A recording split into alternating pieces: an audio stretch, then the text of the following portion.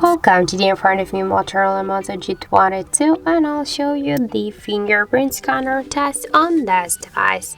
So first, I'll just make a couple of tries to unlock the device with my fingerprint, and we'll see how fast this feature is and that it works here.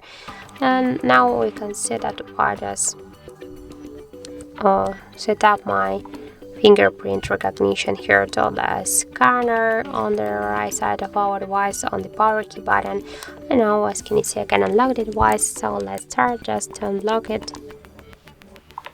2, 3, 4, 5.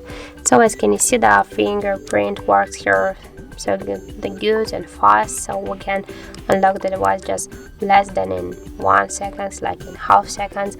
And I'm just not press the power button, I just simply touch it by this way, so you can see it.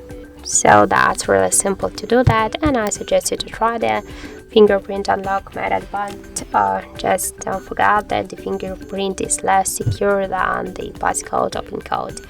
So that's it, thank you for watching, and if you found this video helpful, don't forget to leave a like, comment and to subscribe our channel.